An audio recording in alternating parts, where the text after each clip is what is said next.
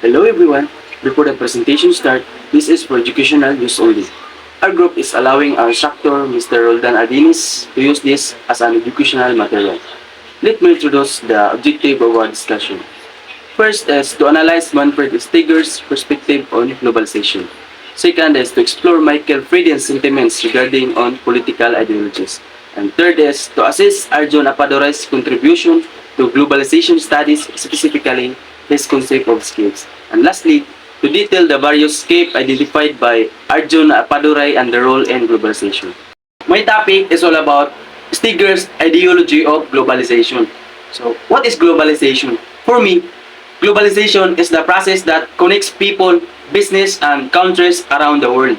According to Steger, globalization is a multifaceted and complex process that involves the intensification and acceleration of social, economic, political, and cultural exchanges across the globe. Manfred Steger is a leading scholar in a globalization study, focusing on a political, cultural, and ideological aspects. He views the globalization as a complex process that involves more than just economics. His approach is defined by several key concepts. So, the first is globalization as a multidimensional process. So, what it is? So, Steger emphasizes that globalization is not solely an economic phenomenon, but include political, cultural, technological, and ecological dimensions. He argues that understanding the globalization requires analyze these various dimensions and how they interconnect. So, the second is globalization and ideology. Steger argues that globalization is often portrayed as inevitable and beneficial for everyone, but this is really an ideology called globalism. This is ideology supports neoliberal agenda. So, promoting free markets, less government regulation, and reduced state involvement in the economy. So, the third one is critique of neoliberal globalization. So, Steger criticizes neoliberal globalization for increasing inequality, harming the environment, and weakening social protections. He believes that mainly benefits corporations and the wealthy, often hurting the poor and marginalized. Now, and the last one is alternative globalization. Steger also discusses that concept of alternative globalization, which refers to the different ways of organizing global process that challenges the neoliberal model. These alternatives emphasize social justice, environmental sustainability, and greater politics and economic equality. And that's all for my topic. Thank you. Good morning, everyone. My name is Loshini Saloria, and my topic is Steger's ideology of globalization. Cultural globalization. Steger explores the cultural dimensions of globalization, particularly the spread of global consumer culture and the tension between cultural homogenization and cultural diversity. He notes that while globalization can lead to the spread of a dominant culture, often Western, it also provides opportunities for cross-cultural exchange and the global dissemination of diverse cultural practices. Global imaginary. Steger introduces the concept of the global imaginary, which refers to the way people around the world increasingly think of themselves. As part of a global community, this global consciousness can foster a sense of shared responsibility and solidarity, but it can also be co-opted by global elites to advance their own interests. Critical globalization studies. Steger is a leading figure in the field of critical globalization studies, which challenges the mainstream narratives about globalization. This approach emphasizes the importance of understanding power dynamics, the role of the ideology, and the need for alternative approaches to globalization that promote equity and sustainability. Good day everyone. My name is GCC Bintolan. I talk now about Michael Frieden Enstamen. Michael Frieden is the Emeritus Professor of the Politics at the Oxford University and Professorial Fellow at the Mansfield College. He is also the founding editor of the Journal of the Political Ideologies. His main interest is the study of the actual political thinking at the various level of articulation. Currently, he is working on the specifically political features of the political thinking and the distinctive methodologies that the student of the political thought might develop. Frieden has been noted for his analysis of the contemporary ideologies. He has rejected the traditional definition of ideologies, which sees the latter as a static belief system, and the instead bases his analysis on the modern semantics, just like the language ideologies consists of the constant concept whose meaning may change and evolve over time. The specific relations between the ideological concepts may be analyzed by the being set in their respective semantic fields. Each ideology may be seen as having both core concepts that is thus of the highest importance. Class conflict in a Marxism or freedom in liberalism as a peripheral or secondary concept. Concepts may gain or lose importance over time, just as new concepts may be emerged or be borrowed from the other ideologies, or fill out of the entirely different ideologies may be give different meaning to the same term. Concepts such equally will have a material definition on the Marxism, while in liberalism it will rather have a legal and political importance. In this sense, concepts are defined by their relations to other concepts. According to Frieden, it is precisely these conceptual relations that should attract our attention, as they will be likely to evolve in the long term. And this is the continuation of our discussion on the Bintolan topic. So let's dive into it. Frieden's analysis highlights the dynamic nature of ideologies, emphasizing that their political success hinges on their ability to assert their conceptual definition as the authoritative ones. This process, which he terms conceptual competition, involves ideologies constantly working to decontest their key concepts, essentially to remove any doubts or alternative interpretations of these concepts. By doing so, they attempt to delegitimize rival ideologies, definition and solidify their own. This decontestation occurs of two levels. Number one, inter-ideological competition. Different ideologies compete against each other to impose their conceptual frameworks. For instance, Marxism views private property as an inherently tied to capitalist exploitation, whereas liberalism might regard state intervention as a threat to individual freedoms. Number two, intra-ideological competition. Within a single ideology, different interpretations or schools of thought vie for dominance. A notable example is the rise of Friedrich Hayek's brand of neoliberalism in the 1980s, or the predominance of Marxist-Leninism in the 1920s. These movements represent successful efforts to assert particular interpretations as the definitive understanding within their respective ideologies. Frieden's insight demonstrate that ideologies are not static, but rather continuously evolving as they engage in both external and internal struggles to maintain and extend their influence. So, good day everyone. My name is Joram Elliot Sagadal and I will discuss the escapes of globalization. Globalization refers to the increasing pace and scope of interconnection crossing the globe. Anthropologists Arjun Appadurai has discussed this in terms of five specific scapes or flows: ethnoscapes, technoscapes, ideascapes, financescapes, and mediascapes. Thinking of globalization in terms of people, things, and ideas that flows across national boundaries is a productive framework for understanding the shifting social landscapes in which contemporary people are often embedded in their daily lives.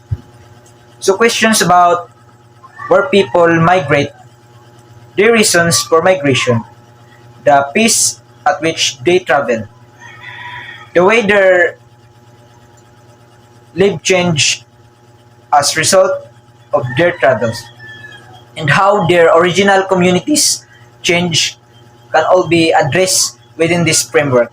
So questions about goods and ideas that travel without accompaniment of human against agent can also be answered using Appadurai notion of scape.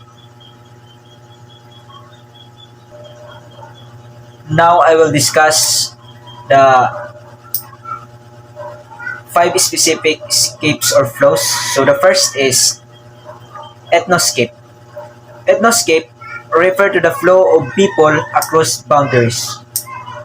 While people such as labor migrants or refugees travel out of necessity or in search of better opportunities for themselves and families. Leisure travels are also part of this escape.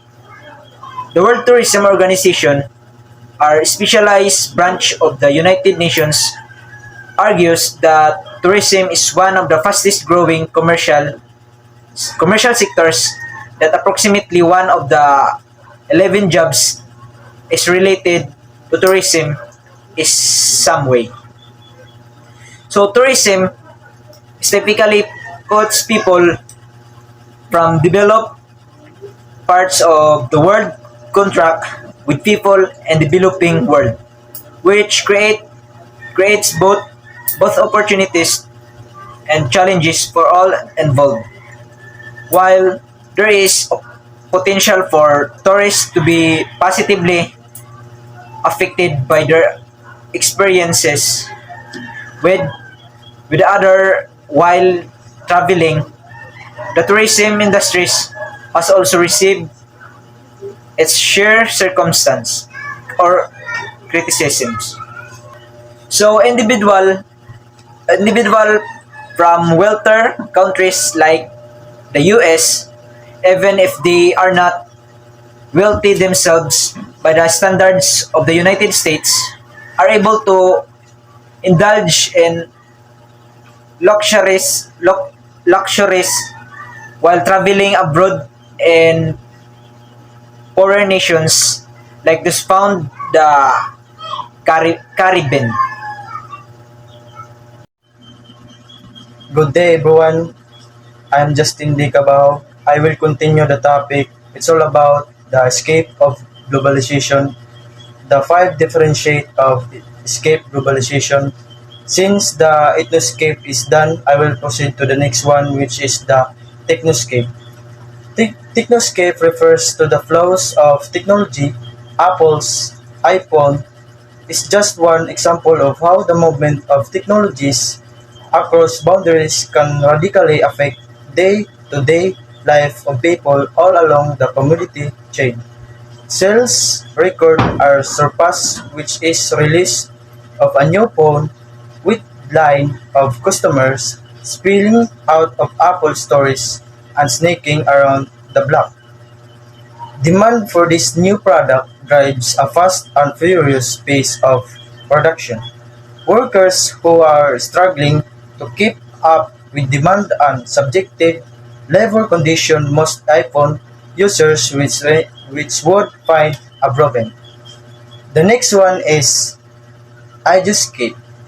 Ideascape refers to the flow of ideas. This can be small scale, such as individual posting her or personal view on Facebook for public consumption. or it can be larger and more thematic. Missionaries provide a key example. Christian missionaries to the Amazon region made it their exploit global to spread their regulations conduct trends. As the experience of missionary turned anthropologist Daniel Everett show, however, local people do not necessarily interpret the ideas they are brought in the way missionary accept. The next is the financescape.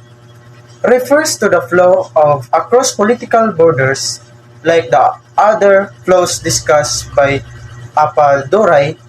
This phenomenon has been occurring for centuries. The Spanish, for example, conscripted indigenous laborers to mine the silver veins of the Pusni mines of Bolivia. The vast riches extracted from this region were used to pay Spain debt in Northern Europe. The pace of the global transfer of money has only accelerated, and today's transaction in the New York Stock Exchange, the Nikkei Index, and other such finance hubs have nearly immediate effects on economies around the world. So the last one is the mediascape. Refers to the flow of media across borders. In the earlier historic period, it could take weeks or even months for entertainment and education content to travel from the location to another. From travel to telegraph to the telephone and now the internet. Communications, the media are far more easily and rapidly shared regardless of geographic borders. For example, Brazilian telenovelas may provide entertainment on long-distance African bus trips. Bollywood films are shown in Canadian cinemas, and people from around the world regularly watch mega events such as World Cup and Olympics from wherever they may live. That's all, and thank you. Greetings everyone, I am here to tackle my topic, which is Arjun Apadorai contribution. Apadorai's ideas about culture, globalization, development, commodification, identity politics, and post-colonialism have influenced scholarship in many fields, from his own core disciplines to the media and communication studies.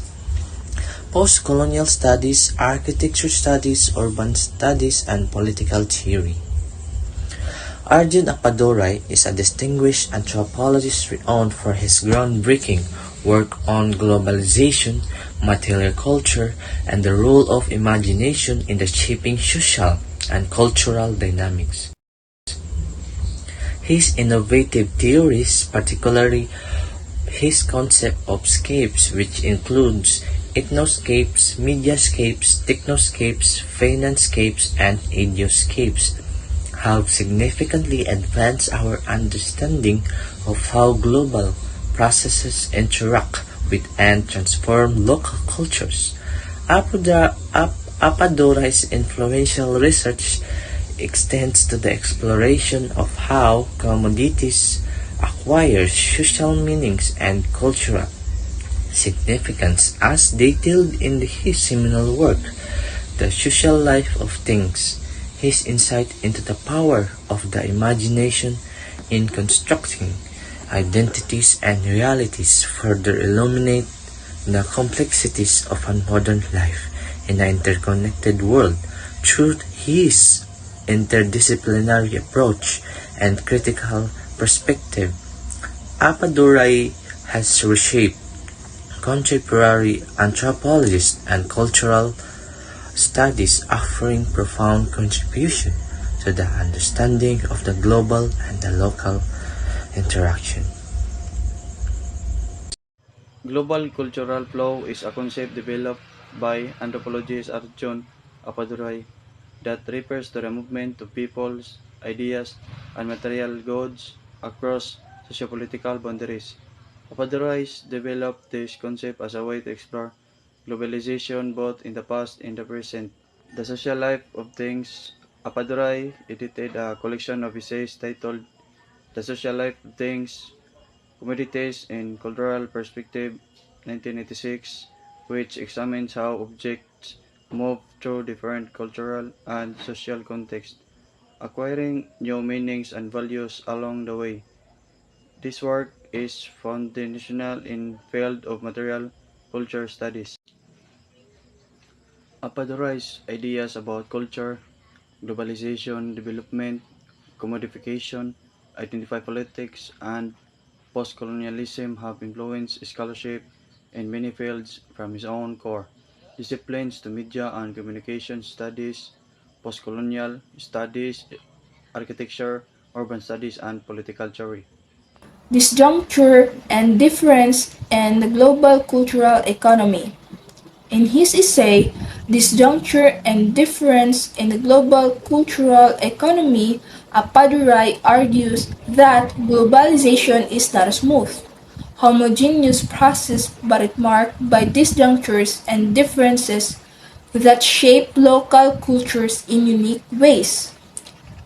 This work challenges traditional notions of cultural homogenization. Modernity at large.